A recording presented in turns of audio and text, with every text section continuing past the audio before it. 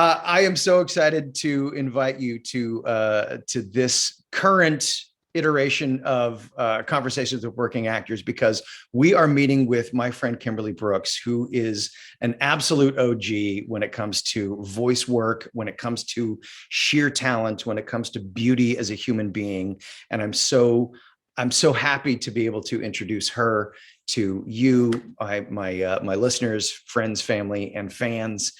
So, Kimberly, welcome. Thank you so much for Wow, what an coming out. introduction. Yeah, yeah. Thank you so much for that. I'm so happy to be here. This is Well, awesome.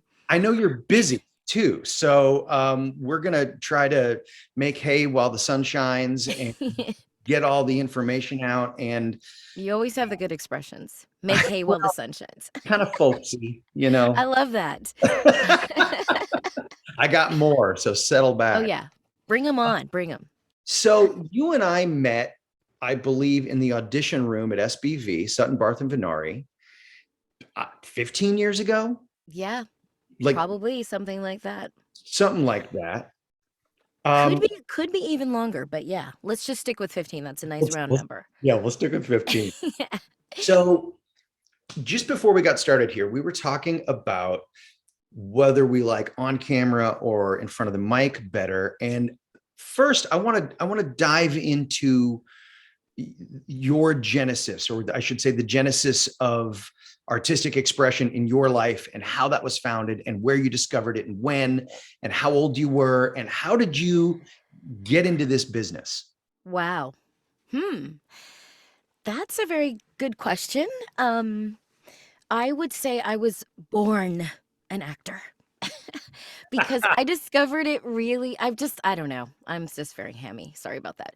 I No, I discovered think that's it. probably very true for a lot of us.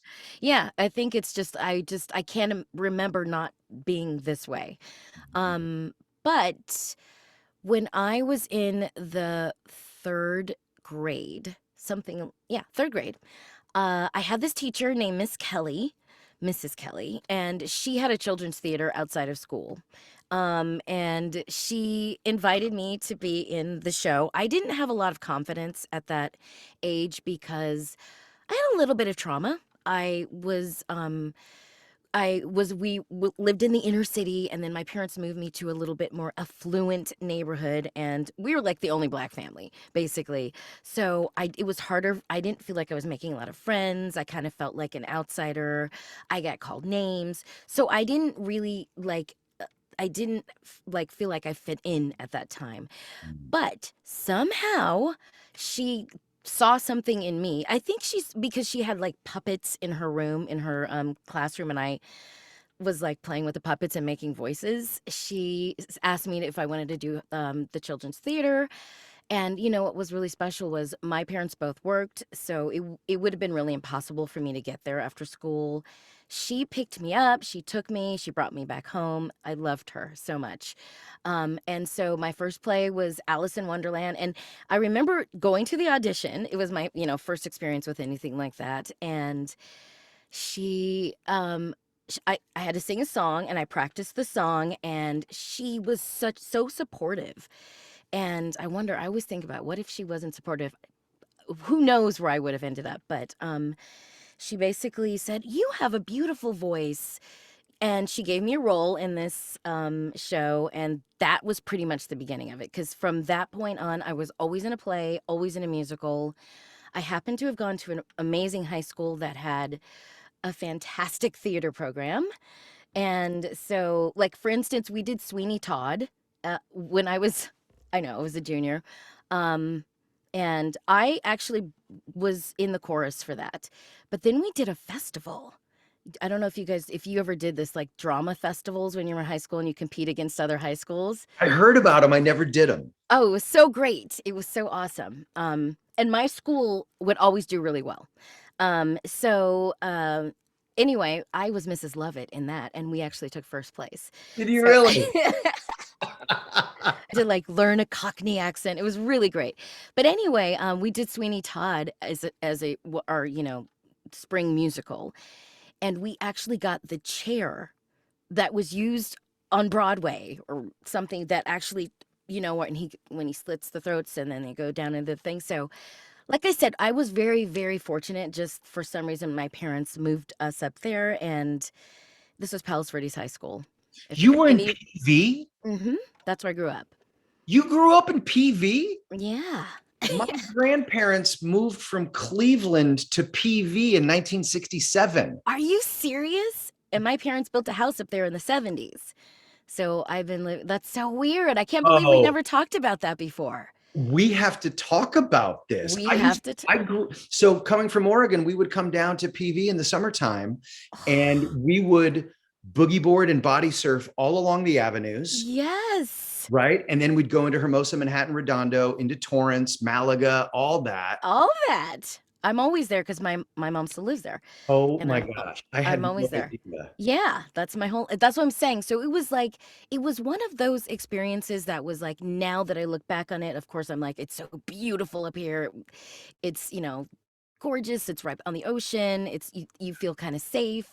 But when I was growing up there, I felt isolated. I felt, I mean, I made friends and eventually and have really great friends that I'm still like my best friends are my friends from like since the third and fourth grade. But, I did feel like an outcast.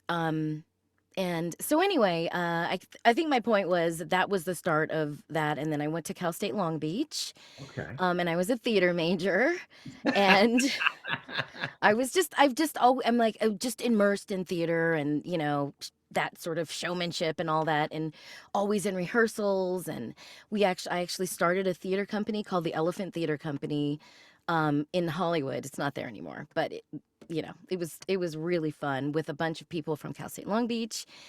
And that was it. But I've always been really self-conscious and I've never felt on the inside what I look like on the outside. So casting was always hard for me.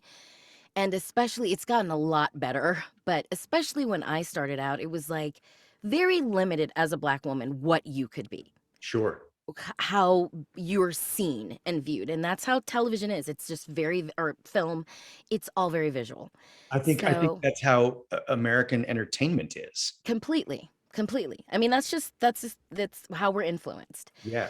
So I either had to be the sassy Black best friend, Right. or you have to be. And there was a period too where like you would see a lot of like women of color, specifically Black women in commercials, but they all had a really specific look, which I don't have. So it was like I never could find my groove with Hollywood and commercials and those sorts of things. Theatrical maybe, but I found it with voiceover because I just I knew, well, actually, I knew that I wanted to do, like, I wanted to maybe be a singer, or maybe I wanted to do stuff with my voice. I just didn't really know what, and it wasn't defined yet. I didn't really know about voiceover growing, in high school. But when I was a senior, we had career day. This is one of my favorite stories. And it was you could go to whatever room, and there was one room where the career was a psychic, and everybody was in that room because it was just like she was like reading people's palms and like whatever. So somehow she picked me, probably because I was the only Black person in the room, out of the crowd, and she brought me up on stage and did a whole reading on me, and she was like, "You are going to be very successful using your voice." And I was like, "Oh my God, I'm going to be a singer. I'm going to be a rock star." I don't know what I thought I was going to be. But I was just like, so that has always stuck in my head because I was like really strange. And she just was so clear about it. And so maybe that's been the thing that's sort of guided me. I already knew I wanted to do voiceover because my first opportunity, I took a voiceover class right out of college, in uh, Voice Tracks West when it used to be Cindy Akers back in the day. We're very old. Yeah, right. Yeah. That was like the 80s. That was like the early 90s. And I just knew once from the second I got on the microphone, I don't even remember what I read or did, but I was like, I love this so much. this is awesome. This is what I'm going to do, because then I don't have to look a certain way, and I still get that fulfillment. And I Mm. discovered that really early on. And so I took those classes, and then I took some classes at Kalmanson. Huh? And I booked so they took like I took like a 6-week class, and after the first week, Kathy Kalmanson called me and said, I have an audition. Are you interested in this audition? And I was like, sure. So I went and I did the audition, and I actually booked it. I think it was like an Army commercial or something. It was like a radio commercial. And I was like, yes. And then the next week, she goes, I have another audition. And then the same thing happened, and I booked my first two auditions out of the gate. I did not have an agent. And she's like, do you have an agent? And I'm like, no. She goes, well, you need someone to help you negotiate these contracts, because it was like back to back, two things. So she called Sandy Schnarr, and I met with Sandy, whom I still love to this very day. And she met with me, and what did she have to lose? I'm bringing her 2 jobs, 2 commissions. Right. Yeah. And so she was going to sign me, but she goes, oh, by the way, because they were both just 2, radio commercials. Do you do any like kid voices?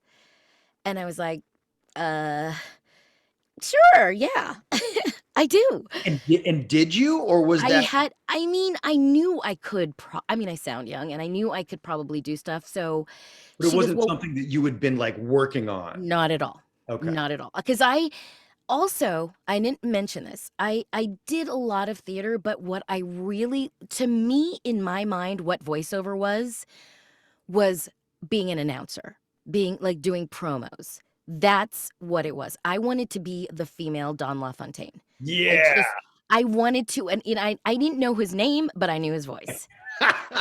So I was like, I want to do with that guy. And I would like practice that when I was a kid. It was really weird. Like I'd be like, tonight on ABC. Like Yeah. I would just, for whatever reason. And I loved that. So and then commercials and stuff. So that's what I kind of thought when Sandy signed me, and I didn't realize that there was different departments and animation, and this is really before video games, but basically animation. So she had me go in the booth with, do you know Art Butler? Yeah. Okay, so she had me go in the booth with Art Butler, who's one of my very best friends, Get still out. to this day. And only because of the pandemic am I not like recording all of my auditions with him, which I've been doing for years. But When you anyway, see him next, by the way, please give him a big hug for me. I will. Although, who do I see and hug? Nobody, but I will. Or give him an elbow. I'll do one of those. That's what I do. High five, air five. Yeah. So basically, I went in the booth with Art, and I was meeting him for the first time. I was reading for Dexter's Lab, I think it was, just as an audition for Sandy. And he helped me, he directed me, and he was like, that was really good. And played it for Sandy, and then she signed me that day. And Wow. that was just the beginning. And then I was with her for like 12 or some years or something like that before, and then I left for SBV. But so that's basically how I got in, and I have never looked back. Like I had a job. So I booked those 2 jobs. I had a job working at the Grammys, the National voiced- Academy. were you- No, I just worked at the National Academy of Recording Arts and Sciences. I was just I answered the phones. Oh, okay. I was what they called a phone diva, which I loved because people would tell me that they liked my voice all the time. Oh, And I who do, is this? yeah. And I Yeah. do have one of those stories in this. So wanna I hear this. worked, okay. So I worked for these 2 guys, the president of the Recording Academy. His name was Mike Green. He's no longer the president. And then he had this assistant, the vice president's name was Rob Sen. These 2 guys were from Atlanta, and somehow they got these jobs. And it was really cool because they were cool to me. And they seemed like they were very encouraging of artists, because we had all of these programs that were set up to support musicians. But I guess if you worked there, it didn't really apply. So I started getting auditions from Sandy, and I would haul ass on my lunch break. This was obviously way before the internet, and this is when you'd have to go to your agent's office, put it on tape, and then they would messenger that An to actual tape, an actual tape. like little, Yes, like yeah, DATs or little, yeah. or whatever. Yeah. Yeah. So this was back in the day, people. Some of your audience might not even know what the hell I'm talking about, but What's a dat? what's a DAT? Yeah, Yeah. this was just a tape, so like a cassette. So anyway, I would have an hour, and I would always try to get like the 11:40 audition. So I would leave it like 11:25, try to haul ass, do my audition. Hopefully there weren't a million people waiting in the waiting room before me, read, and then drive drive back to work. So I did that a lot, and sometimes I'd be late, and sometimes, it wasn't always smooth. In fact, I got into a car accident once, just trying to rush back. Oh, And I boy. remember calling my boss and going, I'm like bawling because I was in my husband's brand new truck. And I'm like, oh no, I rear-ended somebody. And she's like, what time are you going to be back? Thanks. Oh, she was something else. Anyway, so ultimately I did get fired from that job. And that hurt because I was just trying really hard to be an artist and to do that. And they just really didn't support me. And that was okay because you know what? That was the last job I've ever had. So if I wasn't, and then that was great because that put me in a position of like, you know what? I'm available. I'm ready. And the timing was perfect because I just started booking, right? Like once I was focused on that and knew what I wanted to do, that's what was really happening for me. But my story really quick, the vice president guy at one point hired me to do the voiceover for the recording academy. So like when you would call, you would hear like, welcome to the National Academy of Recording Arts and Sciences, whatever it was.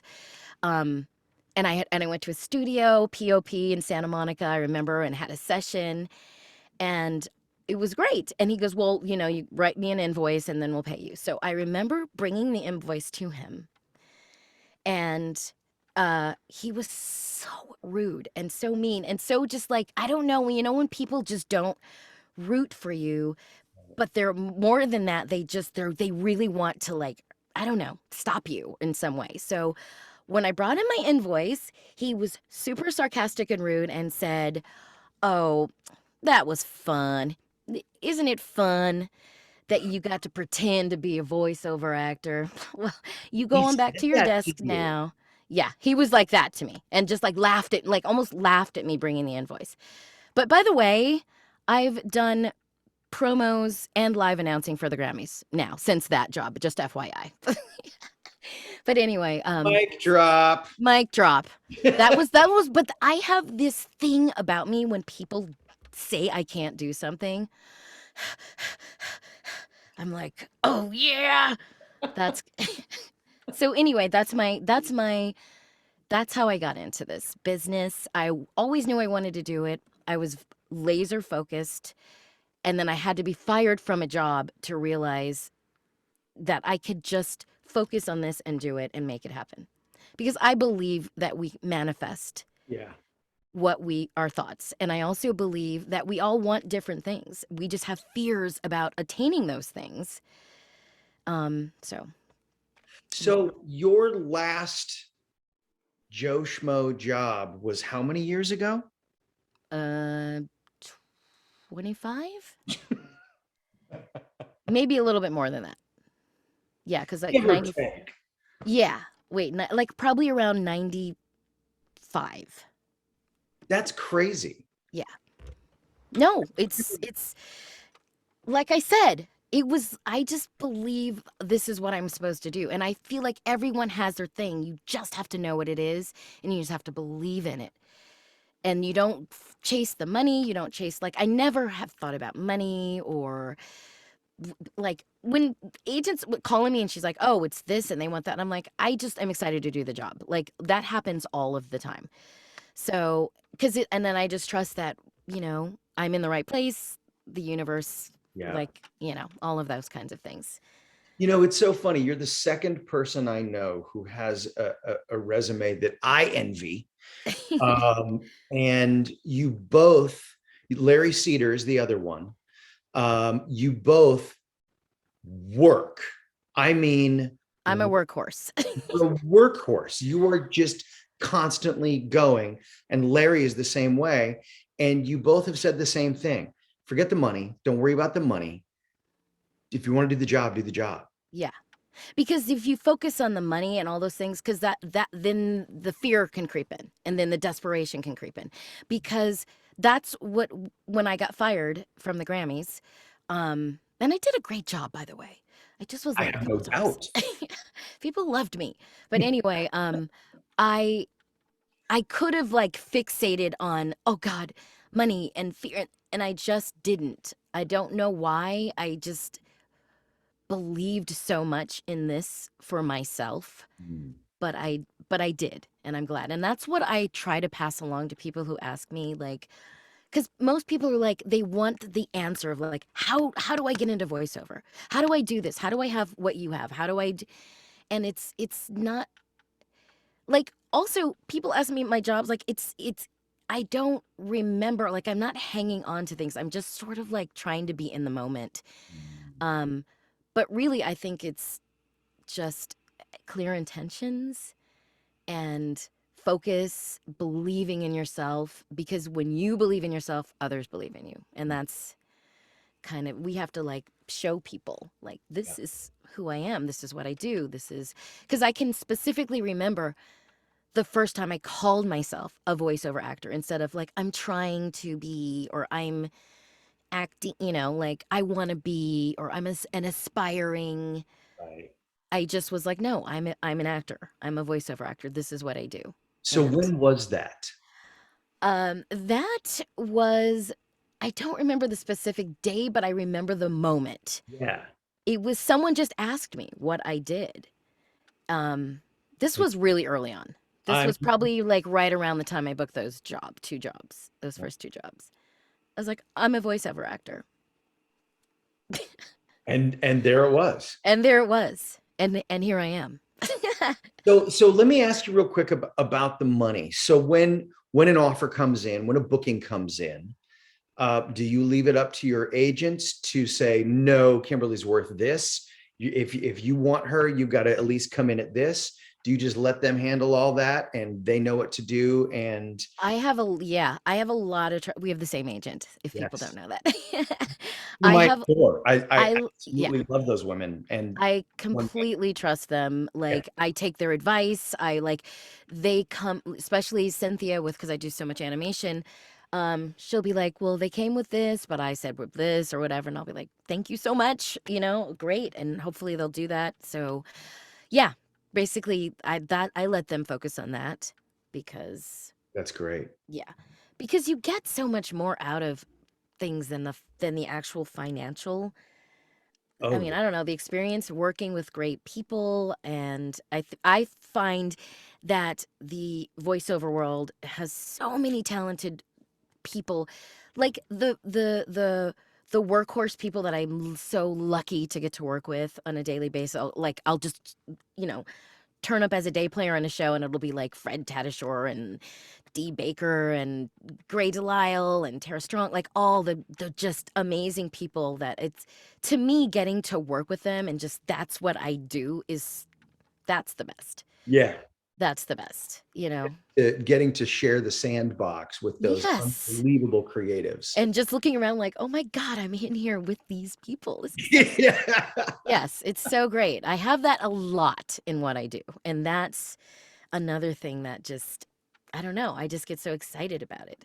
I'm hardly ever not excited about work, you know? I don't I think mean, I've ever seen you in a lousy mood. I mean, I really, mean, like I'm not saying that just to butter your muffin here. Like it's really true. When I see you, you have this childlike excitement and joy and this joie de vivre and this, this curiosity and this love of connection. And it's intoxicating. wow, It is. thank you. I mean, I do feel that way. I mean, I spend a lot of time in here, and like I said, even during COVID, I mean, I said this before the interview. I I'm we are so lucky. I'm just so blessed because like I said, the people I get to work with, what I do, it's no one ever calls it work. It's like we're playing. Thanks for Totally. letting me play. Totally. And just that is paying, I don't know, paying that forward a little bit. Um that didn't really make sense. What I meant is it's just it keeps rolling. It keeps happening. Like it's just I don't know. Work begets work. Yes, Joy exactly. begets joy. All of that. And Yeah. it's all connected. Like I'm getting joy, but you're also saying I'm giving joy, but I feel like I'm getting it, you know? It's Well, I just cool. think, yeah, I think we become those joy machines. We feed off of it and therefore we produce it as well, Yeah. which is, one of the reasons why it's so important that we as creatives learn how to protect our happiness Oh yeah. and protect that sense of wonder and protect that sense of excitement and curiosity and always being students Yes. of life, of each other, of this, of that, of whatever, that's interesting. Great. Dig into it. Find out more. See what's going on with that, whatever it is. No matter how mundane it may seem. It's so true. That's so true. That's a really good point about continuing to learn and like that's the other thing cuz I never really know what I'm gonna do. Like, especially, I love those days where I'm like, okay, you're working on this show, and you're gonna do 3 characters, and I have no idea what they're gonna be, and it's just fun, and it's just like I love that. That is just so exciting that we get to do that. Oops, just knocked my water over. Um, but yeah, I mean, and that's why I was asking you, like, I never want this feeling. If I ever don't feel this way, then that's when it's time to do something else. Right. And I kind of have that with on-camera acting, and that's why I was asking you about that before, the difference Yeah. in the two because yeah, like I did this one show, it's called Adam Ruins Everything. I did that. Did I tell you this? Kind of No, recent. Oh, no, but I've heard of the show. kind of recently, and I because I had worked on the show and I did a bunch of voiceover for different things, they were like, "Oh, we have this on-camera role we think you'll be perfect for." And it was really small. I think I had like 8 lines. But I was so rusty. Ah, I was so uncomfortable and aware of myself and the camera and like I was like I have gotten so spoiled in my little booth behind my microphone, not having to memorize any lines, and being in complete command, especially during COVID, because I'm also the engineer. So I love all of this. Like I'm the captain of my own ship. That I'm like floating, and I don't know. It's just, I felt really vulnerable, but I know that it's like you said, you feel very rewarded putting all the pieces together and doing all of that kind of stuff. So it's just well, really interesting. you made a really interesting statement earlier that like on camera you don't feel I think and I'm paraphrasing, you don't feel perhaps how people receive you, Yeah, or like you feel like you're different on the outside than what you are on the inside. definitely. And I think that's true for every person who walks this earth. I, Really? I absolutely do, because I think, one of the things that I talk about with my students is you're just trying to get through the day, right? Yeah. Yeah, you're just trying to get from point A to point B and then Mm-hmm. go home and be with your husband and be with your kids. Right. Everybody else is doing the same thing. And I think when we have the self-awareness to go, wow, when Josh walks in the door, people take him as this, that, or the other. But what he feels is that that 3 or 4 year old little kid who's like, am I also not going to be accepted here? Because I think something that's very common for us actors is feeling totally out of place everywhere we go. Yes. I never felt at home in choir in high school, even though I was in 3 of them and directing one of them. Wow. I never felt, Really? yeah, I never felt part of the group in theater because I wasn't one of those theater kids. Mm. I don't really ever feel totally at home walking onto a set, even if I'm one of the ensemble. there's always this kind of like, and I'm sure it's based on me. I'm sure it's based on how I perceive myself, Huh. but I'm beginning to think that we're all dealing with that. And that there are actually two people inside of us. There's the person who walks into the room, and then there's the person inside who's kind of strategically trying to figure out, okay, what's my exit strategy? Right. If I've got to fight, who do I fight first? You know what I mean? What's the heavy thing that I can throw? Yeah, You know yeah. what I mean? What's the game plan? How do I get out of this? Right. Yeah, that's really interesting. And not to get too, I don't know if this is even political, but like right now I notice that there is a trend in which is a really great trend of just people being able to express who they are and asking for acceptance and getting it. Yeah. I feel like that's happening a lot with like the trans movement, or I don't know if it's a movement, the trans people Community. and community. That's the word I meant to say. Thank you. Or with, maybe even a little bit with like, I don't know. Women's community, but Yeah. I feel like a little bit jealous because I feel like my whole life I wanted to just be able to express myself how I am, but I've always gotten a very strange reaction when I'm myself. I don't know if that makes any sense. Like, for Yeah. me, I was traumatized by being 18 or something like that, or maybe 19. And our friends, we were going to try to like rent an apartment. And I called the guy on the phone, set up the meeting. And when I got there, he obviously didn't know what I looked like. And when I got there, he was like, uh, we, no, you can't rent the apartment. It was like, so I had one of those. And so everything I do, like if I get copy where, um, this is my thing. So if I get copy, I spend a lot of time trying to sound like what I think people want me or need me to sound like. So in my specific, like for instance, the reason why I was late for this interview is because I had to do a McDonald's audition. And I do a ton of McDonald's commercials all the Sure. time. I have done the same spot, identical copy, but for two different markets, for the African American market and for the mainstream market, I guess. The way I read it is completely different. And you know what I'm saying. Yeah. So Yeah. I feel like that I can control with voiceover, but I can't control people's reaction to me and what they think I should sound like or what they think I should be like in a visual way. So that's probably my thing with on camera acting. A lot of that, because even the thing I was invited to do recently was like, I don't think they know me. Like even though I've worked with these people, because it's the same people that did uh, um Adam Ruins Everything. Same casting people, and I did do that one thing for them, and it was okay. It was traumatic. It was a very traumatic day for my 8 lines.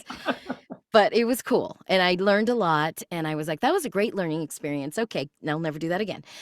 So they've called me because they have this huge project, which I cannot talk about, but they have a huge project that's going to be very prestigious and have a big thing, and they've invited me to audition, and it was like on camera, all of this stuff, and I just had to, and I had to turn it down because I was like, Hmm. I just can't go there. I just can't, and I don't want to ever not feel joy with what I'm doing.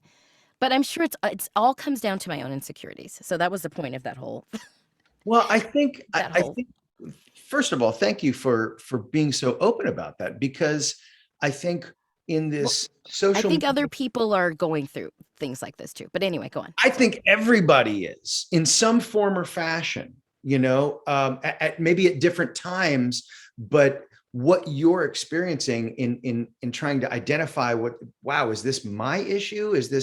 Am I projecting my own insecurities on the decisions that they're making? And Mm-hmm. therefore I think they're making them because of these reasons. Yeah, Like there's all this, of that. all of that. And the beauty of this, Kim, is that I think you're being really clear about something that many actors deal with. I wouldn't be surprised if every actor deals with it. I who's the actor we don't like? The actor who struts on the set as though it's, Yeah. their nickname is Tripod in college, right? Um, Yes. because the rest of us are like, I don't feel like that. I know. Is that real? That can't be real because we're not like that. Yeah, I know. Right. Like, what an asshole. Yeah, Who walks in that way right. unless we know them and we know they're joking because they're a big goofball. Yes. But I think so many of us, especially in this age of social media, where everything is about appearance, it's like, oh, I feel like I have to be that, or I have to Yes. present that, but I'm not that. I'm so different from that and so many other things. Really, ultimately, we're all individuals, Yeah. and therefore it makes it hard to compartmentalize and hard to put somebody into a Oh box. yeah. Especially So, now. And that's what I was saying. Like, I think it's amazing. Like, I'm so grateful for people who are like putting themselves out there and just saying, this is who I am, and this is, whatever it is, or whoever you are. And I want that same courage. So that's why I'm very envious of people. It just seems like I'm noticing a lot with things about gender and things about, people who've always felt one way. And now they're feeling that they can express themselves without being judged and just be who they are on the inside and who they want to be. So I'm trying to do that same thing. And I'm looking around and being inspired by a lot of people that I know that are doing this. So this is just a well, changing time. So it is a good time. it is. I mean, and somebody who works as much as you, to hear that you are dealing with the same issues that the rest of us deal with is really encouraging, because I think there's this idea about what it takes to be an actor like yourself who's just working, never hasn't had a real job in 25 years, that there's some magic bullet that we have to like, sell our souls in some way. And no, it's Yeah. just somebody who's got the right voice at the right time with the right expression and breathes life into it. And they're just another working actor dealing with all the same issues that everybody else deals with. It's like you see on some of those magazines, celebrities, they're just like us. Yeah. Well, yeah, Yeah, I know. Right. We're all the same. We're all people. Yeah, gotta it's pay true. taxes, gotta drink Yeah. more water, I'll gotta. put her pants on one leg at a time. We all do it. Yeah, I agree with you, and I feel like we all bring our thing is to our art and to who we are. Like, so you can't help it. So I feel like you said, I'm being honest because this is who I am, and this is what my struggle has been. My struggle, for whatever reason, has been. I mean, it's just so weird. It sounds so crazy, but it's like, so my parents moved me to like a white neighborhood, and my dad's big like George time, Jefferson. big time white neighborhood. Yeah, Big time white affluent neighborhood. totally. There's those people didn't want me dating their sons. They didn't want, like, cuz I had all kinds of like different issues fitting in. And then but we were, from the hood. So when we would go to church on Sunday, we would go into the city, and then those people thought I was trying to be too white. So it was just like and I've heard other people have these struggles too. And like I was actually just watching the Whitney Houston documentary, and that's what happened to her. She was shunned by the black community because she was sort of polished for more of the pop, community, pop music. And so it was just like, it's so stupid when you look at the documentary and you think of like how just her beautiful voice and what she did. So that's what I'm saying. I'm trying to navigate through that, which is hard because our industry is all about putting people in boxes. And when you don't perfectly fit into the box, it's like, ugh, okay, so I need to sound more, because I've been replaced. I was replaced in Jimmy Neutron. This is because I didn't sound black enough for the little girl. Really. Yeah, basically at the end of the day. They didn't say that, but that's what it was. Interesting. So stuff like that, it's stupid. So, Um, so when you read a more black character, are you? I don't even know how to ask the like question. more stereotypical sounding or Right, something. right, Yeah, right. So are it you depends. you're putting that on? Are you It creating this character? It depends, and this is something I've very much struggled with because Yeah. I've had casting people go like, "You're the whitest black girl I know," or blah blah blah. I've had people say that to me, and it's like they think it's funny in passing, but I'm like that's kind of messed up because no, Right. I'm still I'm a black person. I just sound a way that's different to your ears that Right. doesn't work for you and what your preconceived notions of what that's supposed to be. That's why I'm saying like I do a lot of time like I spend a lot of time second guessing. Like when my agents send me the specs for something, I have to do like investigation. Like who's this for? What's this project? What do they think it's supposed to sound like? That's what goes on in my Oh, whole head. wow. But so to answer your question, like for instance, I work on South Park Mhm. and I play one of the characters I do, and I've worked on the show for years. I do tons of characters on the show. It's so much fun. Um, Often our sessions are at like midnight or like 11 p.m. Are they really? Yeah, yeah, I seriously, because the love it. way they do the show, it's so great. It's really, really fun. I'm so happy to be a part of it. But anyway, one of the characters I do in there is her name's Classy, and she's a prostitute. Are you classy? I'm classy, but she ain't classy. Oh So, my God. so that is a character where I'm doing like more of a stereotypical, and it's written very like Right. stereotypical, like kind of that like, she got this kind of attitude right here. She talking like this. That whole thing. That, but that's just like that's me doing a character. Right. So like any other character. Right. But when it's more nuanced, like a McDonald's commercial. So it'll be like, oh God, I just read one a few minutes ago. So price and participation may vary, cannot be combined with any other offer or combo meal. So whatever. But if I'm doing it more, if I know what market it's for and I know what ad agency it is, which is all the information they have to get from me, it could be like, okay, people say treat yourself to McDonald's because at McDonald's you blah blah blah blah. So it would be a whole different attitude, read, blah blah blah, same exact copy. You But become the sassy black woman. I become the sassy black woman, which irritates me because it doesn't have to like you have the same spot read in just a more like but no. So I've actually booked through two different ad agencies the same spot and done them completely different. Like Oh it was the my same God. copy. That's what I'm trying to say. So for me, I'm always struggling with those things, but and I used to get so mad about it, but now I'm just like I just take it with a grain of salt and I'm like this is the business. This is either the sound they want or they don't. And it also works in my benefit because now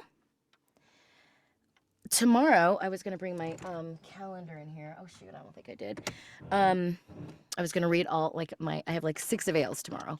Are you kidding me? No, I'm not. And one of them is for the Simpsons Ah, because now I am a cast member on the Simpsons. are you I'm a really? I'm a cast member. I just can you see this? Hold on, let me get my glasses on. My wife's gonna hate me because we'll be 700. They've done 700 episodes. I am now replacing Tress McNeil. Are you You really? know Tress. Yeah. Well, she does everybody, but one of her, I'm replacing her for one of her characters. Character is called Lewis. He's one of Bart's black friends who's hardly ever in, but he is one of the gang. Okay. And now they're going to make him be in more episodes with with Bart. And I booked that role because of my relationship with Fox, because I work on Family Guy, American Dad, and Cleveland Show. Um, and I just booked that role. I just got like they're just like they would like to offer you the role of Lewis. Oh my God. So how many shows are you on right now? Uh, I honestly don't know. More than 15. You're on more than 15 shows right now. Yeah. And you're doing commercial reads and doing products and all And that. promo and I do a lot of promo stuff. And promo. Yeah. I mean, really, the reason I'm doing this is for a lot of my students who want to understand what the process of being a working actor is. And I know there are thousands of people out there who want to understand what working actors are all about. Well, And I gotta say, I'm in a unique category. I know all of the voiceover people that work as much as I do and more than I do. Like, like Gray Delisle and, so it's not like I know I just feel really blessed because like I feel like it does play in my favor to be versatile and to be able to play like anything African American they're going to come to me with for Right. auditions. Right. But it's harder for me to compete with the Grey Delisles and the Tara Strongs and those because people still will look at my like I had an audition yesterday where they wanted my headshot for this character. I'm like, why do you want to know what I look like? What does that Because have to do with anything? that is because it's going to play into the psyche of the casting people. One that I can talk about that just got released is He-Man and the Masters of the Universe. It's going to air on Netflix on September 15th, I think it is. Seriously. I need a social media manager because they sent me stuff to post. I never post anything. I'm really bad about it. Oh, girl, come on now. I You, need a you social. can afford that. I know. I've tried to find somebody. It's really hard. I don't know. Any 3 a.m. millennial. That's what I said. My teenagers they're too busy for me. But yeah, so that is gonna be so good. It's gonna be so good. And I'm Tila on that show.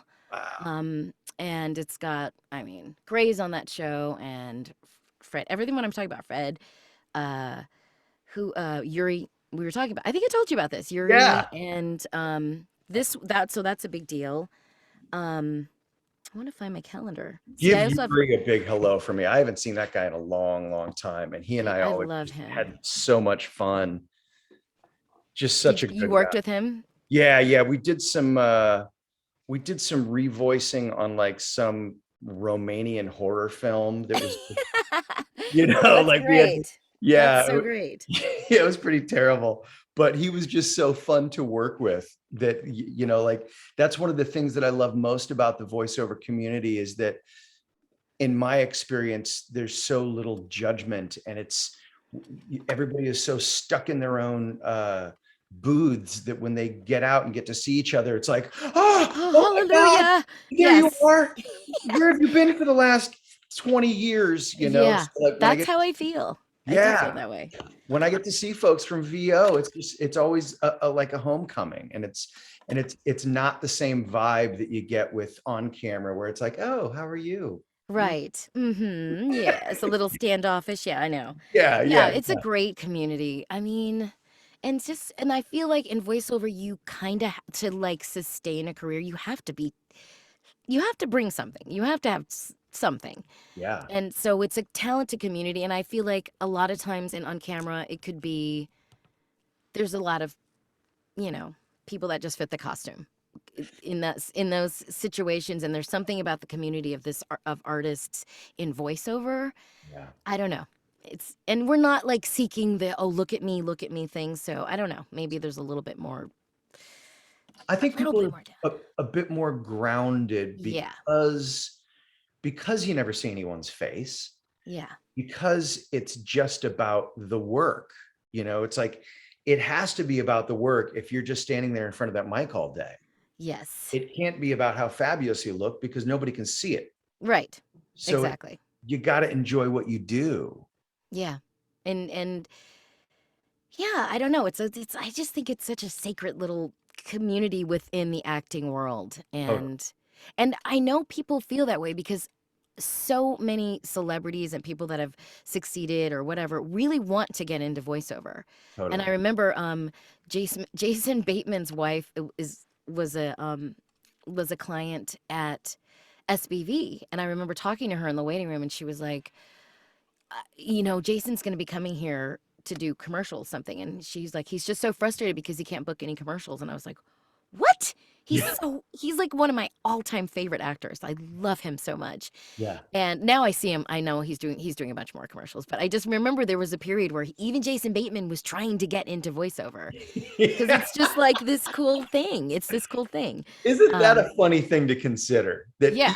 Jason Bateman is having trouble or was Trouble having trouble yeah.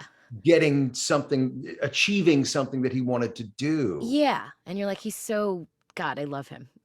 Any show he's on. Have you seen Ozark? He's so great. And he can do whatever he wants right He now. can do whatever the hell he wants and be Yeah. Drex and he does all of that. And he's just so Yeah. funny. But yeah, like it's still this thing, this little world that even actors of his caliber would love to, be a part of. Oh And yeah. and also all celebrities, you see them when they make the animate like the big animated thing. They always get the celebrities in there, Right. the Brad Pitts.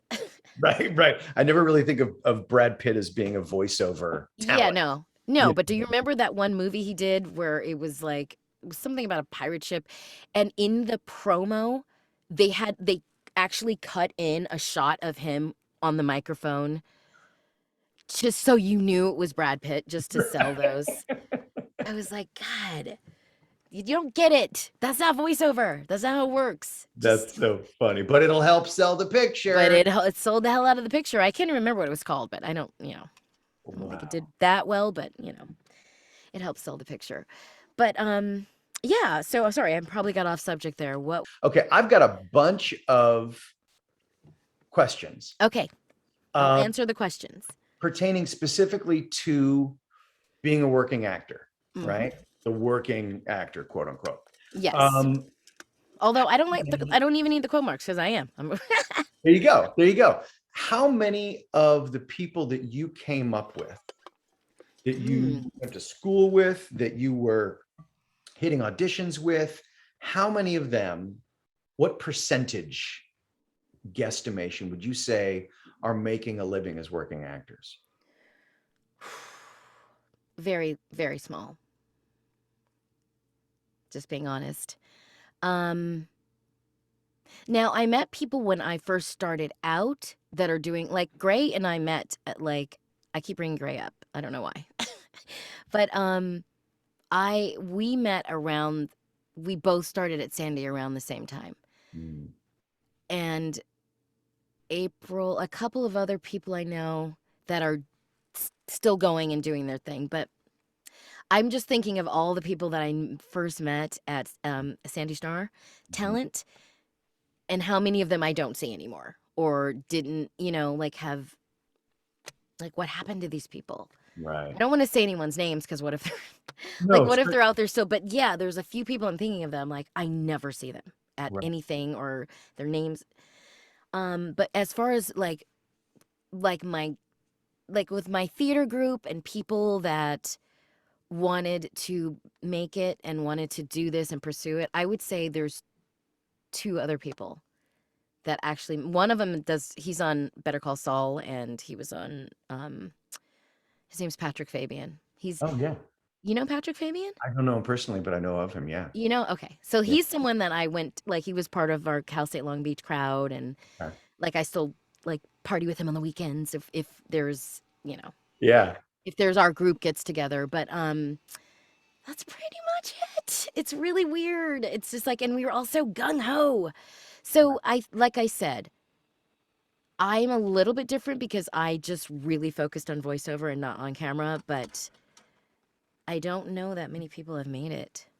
So It's a, it's just, I think a lot of people don't get that it's a war of attrition, mm, and that it's like you just keep putting that one foot in front of the other, or yeah, you simply love it so much that you can't not do it.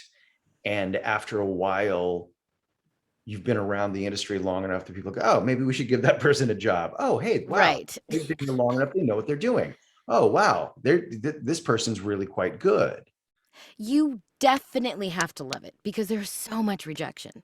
Like, even now, there was something that I read for the other day that I missed because I was on vacation, which I never take, but I did take a vacation and I missed it. And then my another actor that I know, that we were actually both on Voltron together. I don't know if you saw Voltron, which is I amazing. didn't. Oh, I'm Princess Allura, and that it's on I Netflix. will Check it now. out. It's Okay. very good. It's Okay. very, very good. And there's we did 70 plus episodes. I don't remember how many exactly, but it's a lot of episodes. So you can sink your teeth into it. But anyway, another actor from that show who we were like love interests, and but it didn't end well. But I'm not going to give anything away. Um, let's just say he's floating in space somewhere right now, and but anyway. He called me or texted me. Nobody calls. He texted me and said, "Did you read for such and such for this upcoming project. It's the love interest of my character. We have to read it and rekindle our thing. And I was like, oh. So I called my agent and she's like, yeah, that already came. That was when you were on vacation. And I told them not to send me anything when I was on vacation because otherwise it's not really a vacation, is it? Right. So anyway, Right. so she said she called the casting person, or no one calls. She emailed the casting person, and apparently it was still in they still hadn't decided, so there was still time for me to submit. I have not heard back. I worked my, it's a sound alike. I worked my ass off, and I think I did a really good job. And in like one day, turned it around, and I haven't heard anything back. And I'm just like, I hate rejection and like this. So so to balance that kind of stuff out, you have to like love it. Yeah. Because if you don't, you're just going to be like defeat after defeat. Because I remember when they used to say, if you book one job out of 20 voiceover auditions, you're doing amazing. Yeah. Like Like you're in the Hall of Famer. you're like, yeah, you're in the upper echelon. Yeah. So I think that it's even more. Now it's like, if you book one out of 30, you are killing it. I don't know. So it's just, why would you keep subjecting yourself to that type of rejection unless you absolutely have to do it and love it? Yeah. That's what I tell people, because that's what it mostly is. And you have to get the thick skin, and you can't take it personally, and you can't, all of that stuff. I go Yeah, back 'cause to that to the old folksy, a watched pot never boils. yes, it's Like true. you just can't, you submit, you move on, you go to the Move next. on. You literally have to move on. And that's why I was saying sometimes I don't even remember jobs. My nieces will be like, "Are you on that show?" And I'm like, I honestly don't remember. That's Because, when you got too much damn work. I don't well, remember if I did that thing. oh, I really do have that a lot, because there's a lot of things that are, especially with video games, there's a lot of things. I know everyone thinks their property is unique, but a lot of things are very similar to something else. I'm always like, didn't I already do this? Or like, I have that a lot. Yeah, But I think folks don't understand that this is not something that you take a 6 or 8 week course and then go look for an agent. This is, you've been doing this. Well, you were or somehow prepared for it or heading in that direction before you even got to the that's agent. why I was saying. So for me, I felt like after my very first voiceover class, I was like, oh, this is what I'm doing. This Mhm. is what I knew it was going to be this. And I just confirmed it. And that's, so people could have that experience. And now I feel like there's so many more platforms, and there's so many more ways for you to get yourself out there than when you and I first started doing this.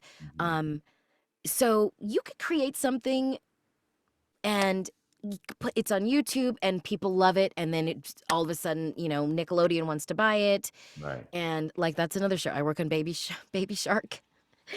Baby Shark, remember Baby Shark? Baby Shark, do do do do do do. Yeah, that is now a show. I can't believe that's a show. And it's awesome, and I'm on it. And I'm one of Baby Shark's best friends and bandmates, so we get to sing all the time. It's a great show.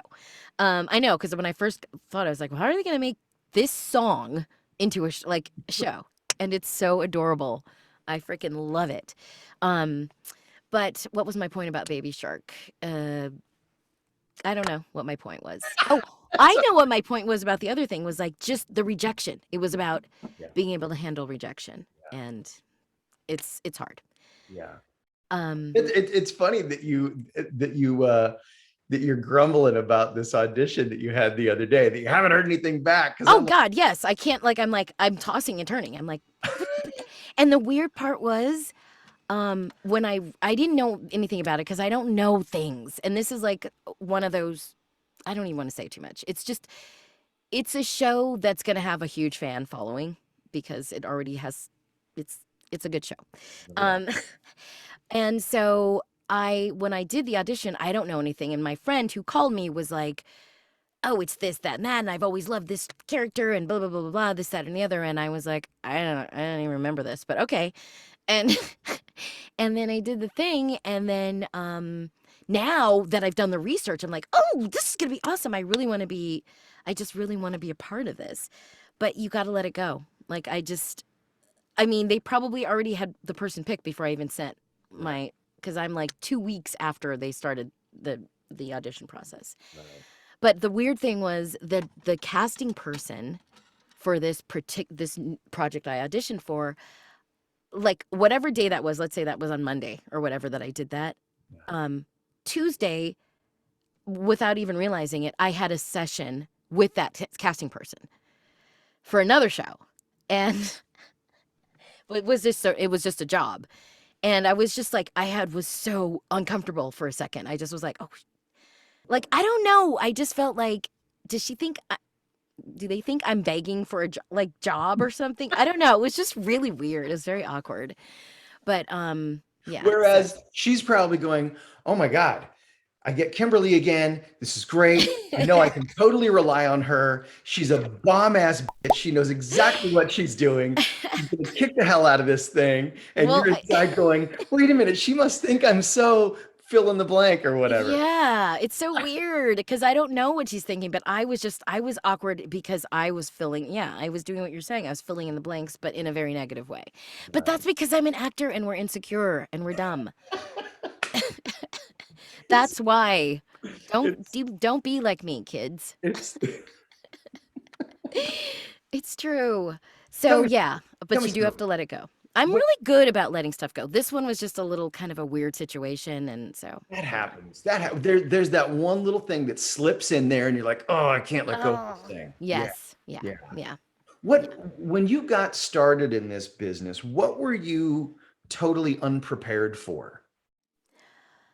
Ooh, good question. Okay, when I got started in this business, there was no social media, and there was no fans. So I guess I would say I was unprepared for the reaction. I just always assumed it's voiceover. No one's ever going to know who I am or recognize me. I'm not going to have to ever deal with anything like that. That changed because of the internet and because people are super fans and they want to know and they love knowing, especially with animation, who's doing this voice. They'll know all the things you do. It's pretty amazing, actually. So I've done quite a few conventions because I was on 2 really popular fan shows. One is called Steven Universe, which is just, I almost want to cry every time I think about this show because it's just so good and positive and it was one of the first shows that dealt with gender and identity and just acceptance, and it's got great music, and Rebecca Sugar is just a goddess. And so anyway, my point is that show's fans. And I had a pretty big role, but I wasn't on every episode. I was like, my character represented a lot, but the fandom, man, it's so crazy. If I could I should turn my camera on and show you. My whole office is completely wall to wall with fan art. Is it really? Yeah, that people have drawn my characters, so I'm in love with the fans when they're really nice. And I would say 99.9% of them are. And the ones that I've met in person, I'm like, I love them. And it's a lot of young people, a lot of artists, a lot of people aspiring to do, their art. And so that's always been really fun for me to connect. Like in 2019, I think I did 17 or 18 conventions in that year and all over the country. Like I went to Florida like 4 times. I went to Atlanta. I did the big convention there. God, there's a big, I can't breathe. Oh, was that VO Atlanta? VO Atlanta? No, it's the really big one. It's the Dragon Con. Dragon Con. Yeah, I've done that one a couple of times. I think we're gonna go this year for the first time. Be prepared, dude. That's what I hear. I've been thinking about the costume that I'm gonna wear, and I think I'm gonna go as a middle-aged Atreyu. With like the gut. Atreyu! I love that. Yeah, whatever. What's his name? With the guy That's so great. Do that. The kid. I forget. Was that his name? Atreyu? Yeah, Atreyu. Yeah. Yeah. Okay. Yeah. I think I'm gonna do that. That's so awesome. Yeah, I like the twists on that's the way to go. My Right. favorite of all time whenever I'm at cosplay is oh God, John Goodman in I'm the dude. Lebowski. Yes, the Big Lebowski. Whenever I see the John Goodman guy, because there's always a couple guys that look exactly like him with the cyber and the vest, and that one always The cracks me up. glasses. Walter And the Soap. glass, Walter. Yeah. You're I not don't know wrong, why. Walter. You're just. It's the best. It's the best. So yeah, you're gonna have a lot of fun. Yeah. You live there, so you don't have to worry about staying in the hotels. That's when it gets crazy. Yeah, I've never really gone to any of those conventions. I dated a girl years ago and went to a convention down in San Diego with her, a Comic-Con, and helped her sell her headshots and all that jazz. Oh But wow. yeah, this is a whole different thing. So Yeah. Ashley and I It's have been huge. talking about it. We're like, are we going to go? Yeah, but we're not going to go for the after hours. We're coming home. All right. No, I was traumatized, literally, because we went to like a place to eat, like, and I was with Voltron, the Voltron cast, Really? and we went to the place, and like at 10 o'clock, the restaurant we were sitting in turned into like the pole came out, and like the girls and the poles and this and there was a lot of Lolita kind of things going on. It was very. I was like, "Mm, oh my, ooh." They don't But do also, this down in yeah, PV. yes, exactly. We don't do this where I'm from. But yeah, it's great. You're gonna have fun. You're gonna have It fun. sounds like a lot of fun. Hey, here's one for you because I Hmm. got a whole list of questions. Okay.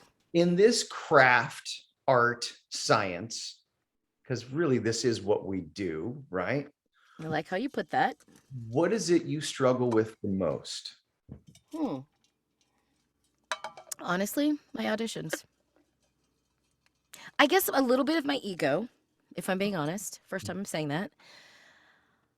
Like the reason I was tardy because actually they sent me the audition last night, but I didn't see it. And then it was like due first thing in the morning, and I didn't see it until right before I was about to come on here. And I'm like, oh, because it's a radio McDonald's radio commercial, and it was like you're a request and they really want you, and I'm like, well, if they really want me and I'm a request, just hire me for the damn spot. So the fact that I had to take time out to audition for something that I've done 100 of Right. just irks me. And Yeah. I don't know why. And I know it just like, I'm sorry, I've been doing this for 25 plus years. I just want to get to a level where I don't have to deal with all the BS. I Yeah. don't like it. I hate auditioning. It depends on the thing. It's very time consuming. And then they send me everything. So I'll have like 10 auditions in a day. And I'm like, I can't. And it'll be like, for one, it'll be animation for Disney, and then the next thing will be like a commercial, and then it'll be and I'm like, I'm not a machine. Like I can't just be like, okay, let me do this, let me do this, let me do this character, let me do this. Like I get that feeling all the time, and I'm just like, especially because now that we're working from home with COVID, your time does it's like, oh, you're always available. Like that's their attitude, especially with commercials.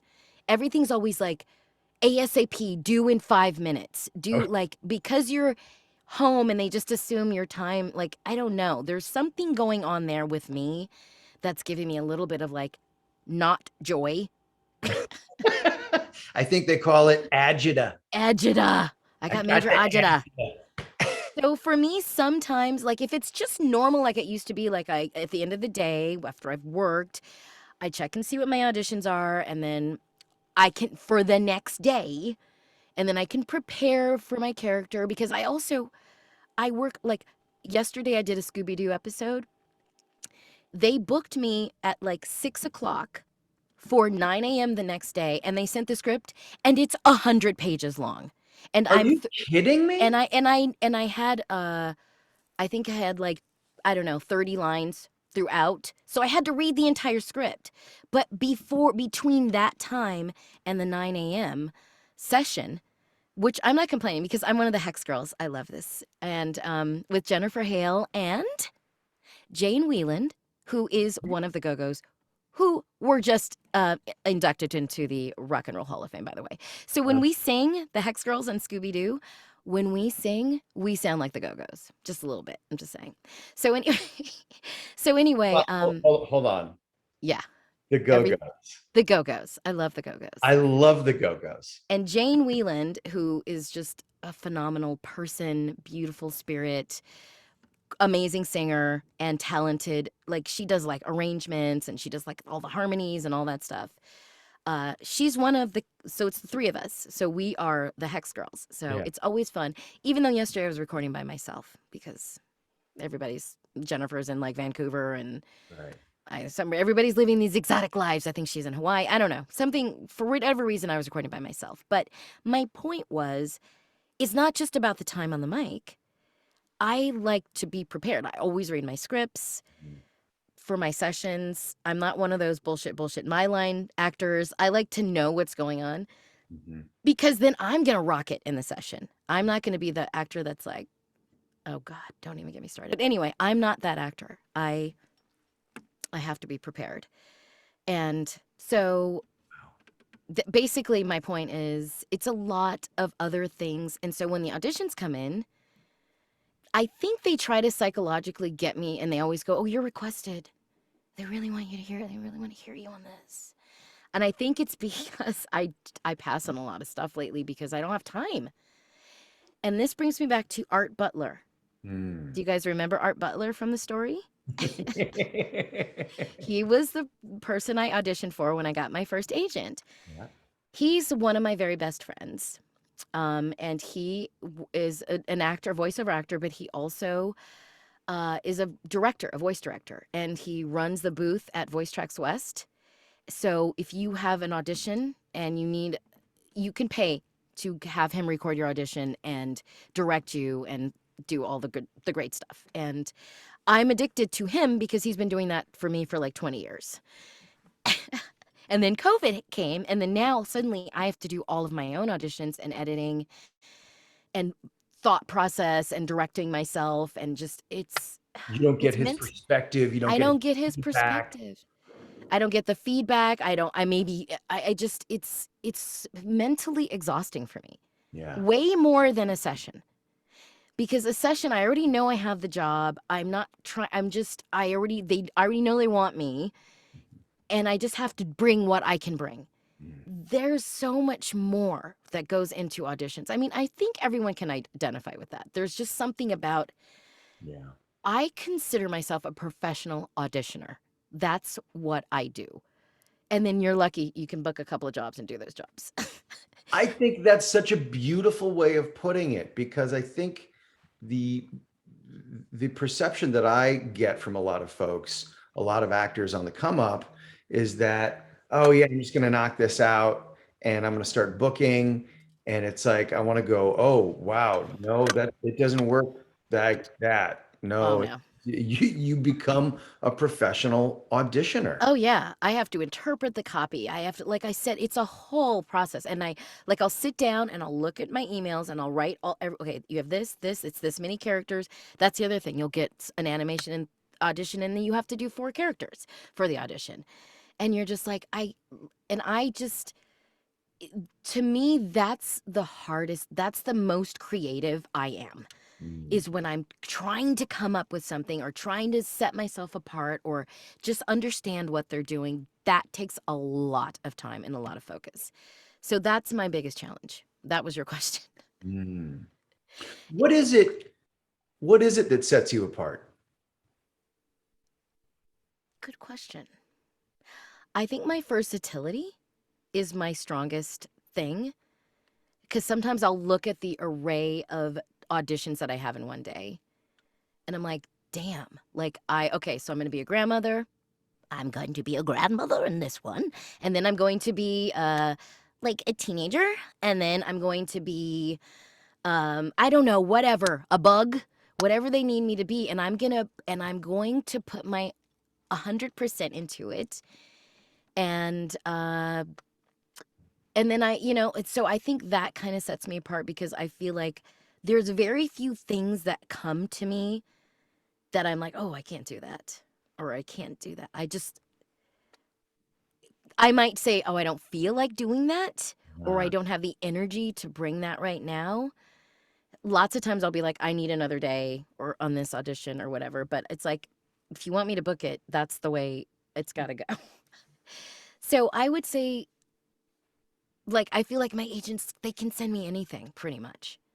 And sometimes they'll send me stuff where I'll just like, this is one thing they're always sending me is like rap and like spoken word stuff, like for Nickelodeon, like a Nickelodeon promo where you have to rap. I'm like, don't send me those. That, that's going to take forever to learn. And then it's like, and then you're just, and that's the other thing. I don't want to put, if I have to put all that in just for an audition, I really have to consider that. The time, does it so, work? so how much time do you put into, now granted you've been at this forever, you're an absolute master, how much time do you give yourself for one audition? Because I know folks on the come up will be like, oh, I put 2 hours into that I audition. always, the shorter it is, the longer the time. That's what I figured out. Really? I hate it so much because it'll be like even that one, it was the one I just read to you. It's not that short, but that took me like 25 minutes to do that. And it's something, because I'm a bit of a perfectionist. Right. I have to edit. I can't stand mouth noise. I can't stand clicking. It has to flow. I will put in another piece if it doesn't sound right. I've gotten really good at editing.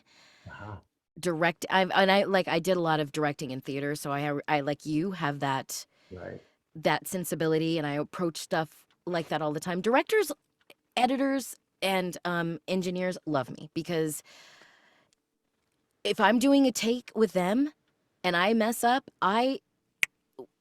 the next thing that I do, they're going to be able to edit right together because that's my ear now. Yeah. And so I don't know. That makes me unique. People love my studio. They say my studio sounds really good. My studio was actually set up by the guy who set up Don LaFontaine's studio. Oh, George. Yeah, George Wynnum. You know him. I know George. George Georgie. put together my first nuclear suitcase. He gave me this. I hired him. Your travel. Yeah. That little pelican. I felt like James everywhere I went because thing. And he was like, just so you know, I'm giving you the same package that I gave Don. And I was like, well, I'm going to call Don and I'm going to brag to Don. I'm now. Look what I have. Yeah. Hey, Don, check it out. Yep. I mean, since George set up my studio, I've had a couple of other engineers in here and I've made some upgrades to my microphones. Sure. I've got several microphones now, depending on if I'm doing promo or animation.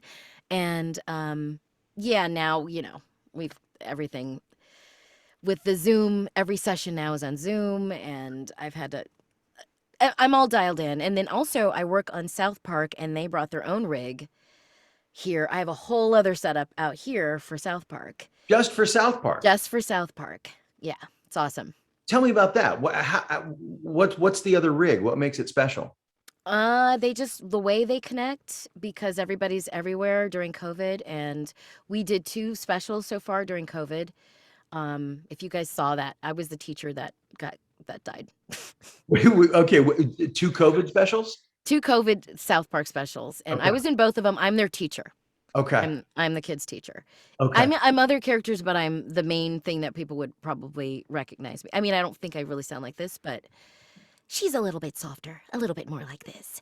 But you'll see. But not to give anything away. It's been on a while, so I'm sure people have seen, yeah. Because I've had friends send me clips from some of the specials. Yeah. And, it's funny. It's hilarious. Yet. Yeah. So yeah, they came and they have everything. I've got a whole tower out there and they actually were going to bring me, I heard they were bringing me a U87 microphone and I was like, well, I won't turn that down. And for those of you who don't know, that's what a lot of people use. I think Johnny Carson was famous for using that one too. It's actually a really big, powerful mic for my small booth. Is it who makes it? Manley? No, the U87 is Neumann. Neumann. Thank you. I don't know why I couldn't think of Neumann. Yeah. It's Wow. like the top of the line. I mean, this microphone costs, I don't know, over $5,000. Wow. More than that probably. So I was told by someone that that's the microphone they were going to bring, and I was like, yes, Okay. yeah. And then he came and set the rig, and then he's like, no, we're using these other mics, and he goes, your TLM 103 is better than what we have, so just keep using this. So I've been using this for South Park, but I've got a TLM 103. yeah, see, I that's love it. pretty much the industry standard for animation. Like that's what they're using. I was told that they even use that to record I was gonna say Adele Dazeem. What's her name? Adina Menzel. Adina Menzel. Thank you, John Travolta. I can only call her Adele Dazeem now. But anyway, she when she recorded what's that one? The snow movie. What's it called? Yeah, Frozen. Frozen. I know, the one with all the cold stuff. Yeah, Uh, yeah, yeah. that they even use that microphone for this. I was like, Really? really? Yeah. So it's a good mic. You got I a good think mic? I've had mine for 10 at least years, Oh and wow. it's It's great. beautiful. I love it.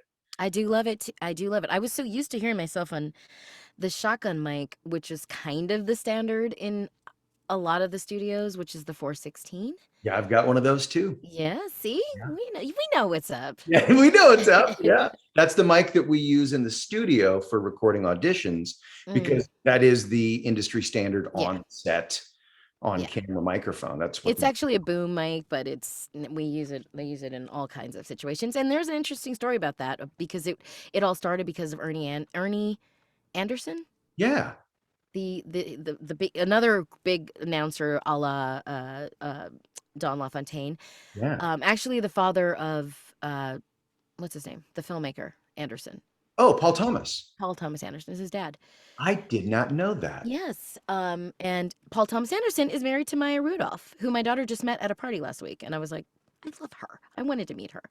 Anyway, he was apparently didn't like being the separation of the booth and the engineer. And he didn't like doing copy and then they would be talking and then he couldn't hear. So Uh, I heard that he started, and this is some engineer told me this that worked at Technicolor, who was the actual engineer, and he started recording in the room, and they started using that shotgun microphone because of something. Like I think he was a little paranoid. Um, so there's some interesting story about that. I'm sure you can look up the real full-on story, but it's something like that. I've heard it a couple times. But that's why it's the stand. It's like it's weird how things happen, but that's why we all yeah. it's in every studio because he was in every studio, Yeah.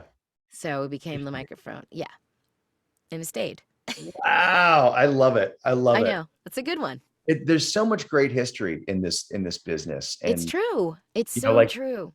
the old when you're shooting something on camera and you've got the mic off, they call it MOS. Well, why would that be MOS? Yeah, Because Hitchcock used to say, we're going to shoot it without sound. mid-out sound. Without sound. Are you kidding me? That's That's what why I that's heard. there. Oh my god, I love that story. I want that to be true so badly. I know. Mid-out sound. Mid-out sound. Okay, here's That's one so for you. great. Here's one for you. Do you have any learning disabilities? I have a mild case of dyslexia, Huh? and I don't like I don't even think about it anymore. Like I used to really struggle with it. I Mm, used to hate having to read out loud in class because I couldn't. My brain just didn't work. But I read so much copy now, yeah. and that's part of the reason why I like to be prepared. And I'm not great at cold reading. I mean, I can cold read, but it's so much better if I already know what I'm going to be saying. And in a way, I've learned to sort of memorize things because so I don't have to worry about that. But I've learned to work with it, and I wouldn't say I have like major dyslexia, but I definitely like I invert numbers all the time. I do like I have I make up words that aren't there in sentences, and I kind of do like I don't think I read like other people read. I don't think like when I'm fascinated that anyone could speed read because I have to do so much processing while I'm reading, I'm like, that doesn't seem possible. Right. Yeah, I'm a slow processor. Well, it's funny because you're a very fast talker, and very fast speech is a sign of high intelligence. Hmm. And I do think that disabilities, and I don't think they're disabilities at all. Right. I think it's just different ways of learning, Yes. or different ways of processing. I think very often those of us in the creative world are really beset by a lot of those disabilities, that we all have something that we're fighting against, when Yeah. if we learned to just kind of accept them and roll with them, they actually could help to propel us farther forward. Oh, yeah, definitely. Well, I know that I hate email. I hate typing, and I've never, that I have challenges with. And I was talking to Chris Nee, who is the creator of a bunch of shows, but I worked on a show called Doc Mcstuffins, which was a very popular kids show. Yeah. Yeah, it was great. I was a mom on that show. She, uh, one time asked me something and was like, asked me to email her, and I was like, can I just like not email? Like, I said something, and she, whatever it was, she's like, really? You don't like writing? Because she's a writer. And I go, I, I can't do it. Like, it's like, it's so hard for me. Like putting words down, but just talking. Oh my God. And just, and processing this way I can do, but anything where I'm typing or writing or like even reading, like I'm just, I can tell it's a very slow process, slower than other people.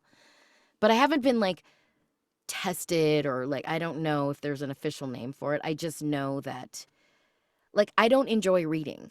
Like everyone likes to sit around and like on vacation and read a book. My brain, I can't focus for that long on words. Like it's too much work. So it's So what do interesting. you do on vacation then? Or you just I go, get go, go, go? massages, baby. Now you're talking. I have had 3 massages this month. It's my birthday month, so in all fairness to me, come on. That's Oh the only God, I hate you. I was in Ojai. Do you ever go to Ojai? Oh, now, all right. This interview's over. I am done. Oh, they have this awesome spa there called Ojai Valley Inn. Yes, they It was do. I was there I was there for 3 nights, which is not nearly enough. That's just like a tease. It's like, Yeah. but it was amazing. I had lots of services, and then I went back like a few days later just for a day trip, just because I was like, I need another massage. But Oh, yeah, I don't know. I do read, like I can read magazines and articles, but like, and I think once I get in the groove, but it's not something I like. I'm going, oh, I can't wait to read that book, or I can't. It's just not my thing. yeah. It's just not my thing. But I do read a ton of scripts and a ton of. Well, But I yeah. would, You, yeah, I would think you're constantly reading. I am. But like for reading for pleasure. Right. But now I'm starting to like if I'm working on a show that I love that has really good writing, I love getting the scripts and like sitting down with it, and I can't wait to see what's going to happen. So that I guess I get my little pleasure that way from reading, but only What do because you I'm involved. What do you do to feed yourself creatively? How do you stay fresh? I'm a just a TV addict. I love all I love really good acting, and just like one of my favorite things to do is just like flip channels, because I've seen everything. I've just been a I feel like I do what I do because I'm a very visual person, and I watched so much growing up and listened so much. Um, and I still enjoy that very much. Like I just love good acting and good shows, and just I don't know. I'm always blown away by I like being blown away by actors, and just I don't know. So I think that's my in total enjoyment for creativity of what someone giving to me, because I'm always giving it out. You're into story. I'm into story. I love good story. I love good storytelling. I Yeah. love it, but in a visual way. Yeah. What are you watching right now? What are you stoked on? uh, I'm on the very last episode, which I'm going to watch tonight, of The Handmaid's Tale. Did Oh, you we see just that? finished season 3. Oh, God. What is with these people? I can't stop watching it, but I also can. It's one of the only shows, because I could binge all night if I have time. Yeah. Um, but it's one of the shows where I can only watch like a couple episodes and then I'm like, okay, I gotta Gotta breathe. pour a drink or something. Yes, I need a drink. I need a shower. I need like it's just crazy that show, but it's really good. It's really good. I love what am I into? Like I was kind of just mentioned Ozark. I don't know. I have a really bad memory too because I watch so much. I love watching old movies. Like I mentioned earlier, I just watched Terms of Endearment last night. Yeah. It's like even when it's dated, I just like I'm in love with Jack Nicholson at that age in that role. For what was he doing? I don't know. He just making some really crazy choices, but it was great. And Yeah. Shirley MacLaine. I don't know. I'm in love with really talented people.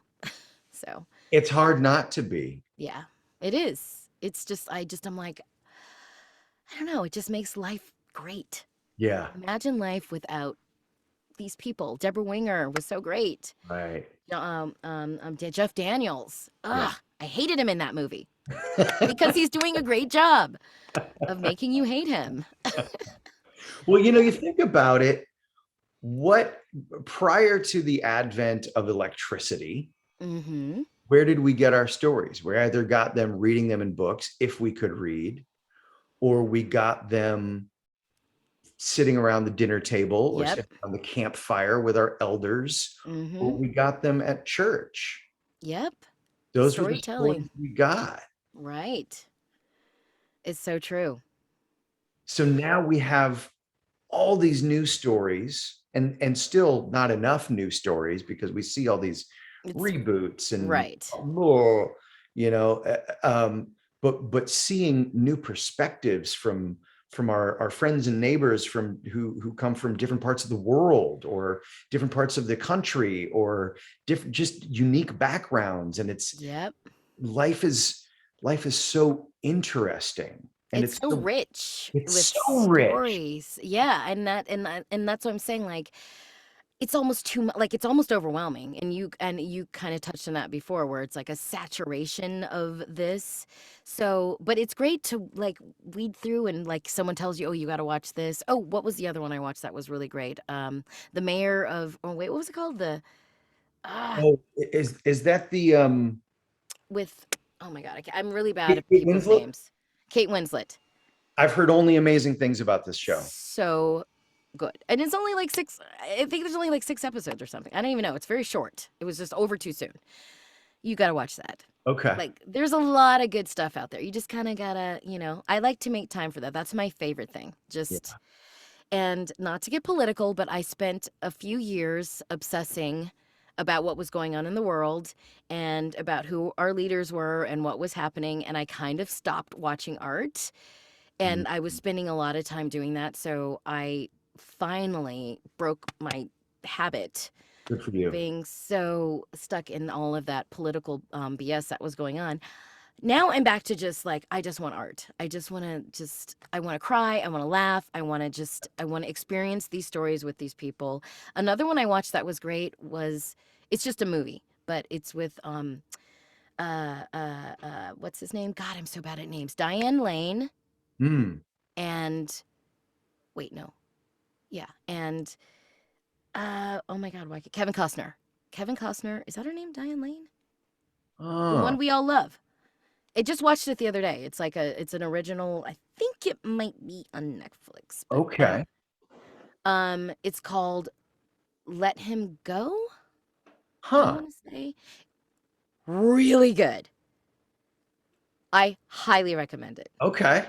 Watch it. Watch that with your wife. You guys are gonna love it. It's really good. Can you let us know how we can follow you, how we can keep track of you? If you would like to find me on Twitter, you can find me at Kimberly D. Brooks. That's pretty easy. D, that's my middle name. Kimberly D. Brooks. And then on Instagram, it's Kimberly Brooks 11. I know that's confusing because I didn't really understand that I should have picked easier names at the time when I was setting it up because I didn't understand how it worked, or maybe the same name, so it would be easy. But that's all right. It is what it is. I'm one on one thing, another on another thing. It's confusing. I can't even keep track. Apparently. Apparently, I have to look it up. I cannot thank you enough for giving us the time that you did. I hope it was okay. I know it was very rambly and talky because it's so easy to talk to you and you're just like my good friend and you're awesome. Thank you Thank you. so much for inviting me. Thank you so much for being here and taking the time out of your day. You got a busy schedule. I love you, and let's do this again very I soon. love you too. Thank you. Anytime. Thanks Take so care, my much. All right. Take care, sweetie. Bye.